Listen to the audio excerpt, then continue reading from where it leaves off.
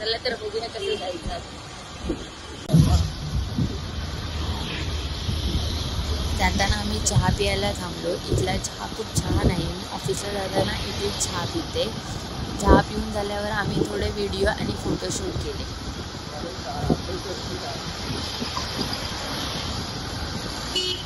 जाताना आम्हाला रस्त्यात गणपती बाप्पांचे दर्शन झाले.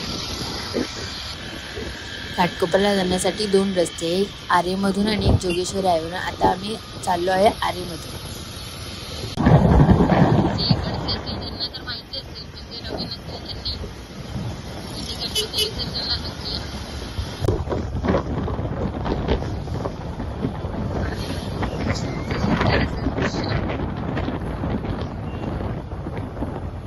मार्केट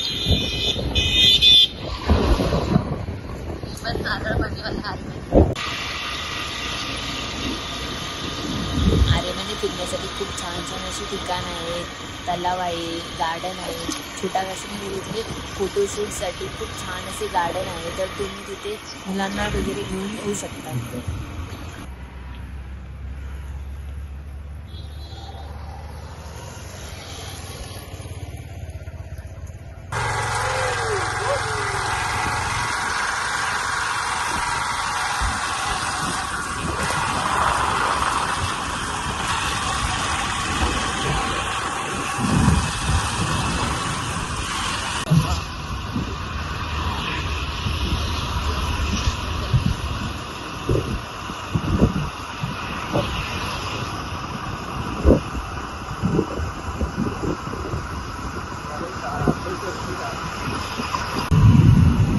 रोड नाक्याला जातो तिथे खूप पाणी भरलेलं असतं. आज पाऊस नाही त्याच्यामुळे इथे खाली आहे.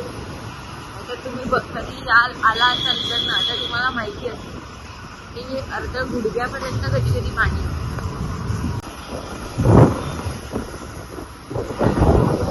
कधी आला असाल तर तुम्ही इथे एक गणपतीचं मंदिर आहे, सुंदर असं. या आला तर इथे या मंदिरात. याच्या बाजूला गार्डन. ऑलवेज शांततेसाठी तुम्ही इथे येऊन बसू शकता.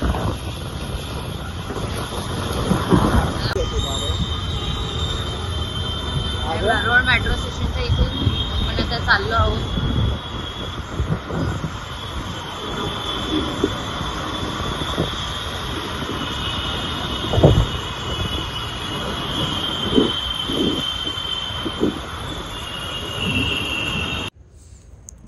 आता आपण पोहोचलो आहे जागृती नगरला. मठात पोहोचण्यासाठी आपल्याला 10 ते 15 मिनिटं लागतील. चला तर मग आपण आता डायरेक्ट मठातच भेटूया. पोहोचलो आहोत आता आपल्या डेस्टिनेशनवरती. बघा इथे माणसांची खूप गर्दी असते. नक्की आहे इथे. खूप शांत असं आणि शेणाने सारवलेलं असं मठ आहे.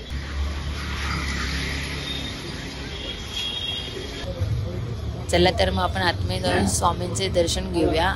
मग आतमधून मठ कसा आहे तेही बघूया. आतमध्ये आल्यानंतर एवढे छान वाटले की स्वामींचा तो हसरा चेहरा व ती मूर्ती मनाला खूप भावून देणारी होती. माझ्या मित्राने सजेस्ट केलं होतं, कारण माझी खूप श्रद्धा आहे स्वामीवरती. तो मला बोलला होता की खूप छान असा मठ आहे.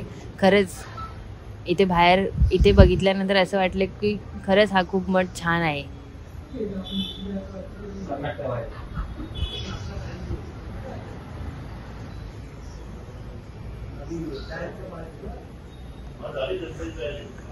मठामध्ये स्वामींचे प्रकट स्थान देखील आहे व तेथील वैशिष्ट्य म्हणजे की हा तो जो मठ आहे तो शेणाने सारवला असल्याकारणे तिथे वातावरण एकदम शांत. आता आम्ही थोडे स्वामींचे फोटो आणि व्हिडिओ शूट करू आणि मी माझा हा ब्लॉग इथेच संपवते. तुम्हाला जर माझा व्हिडिओ आवडला असेल तर लाईक, शेअर आणि सबस्क्राईब करायला विसरू नका. थँक्यू.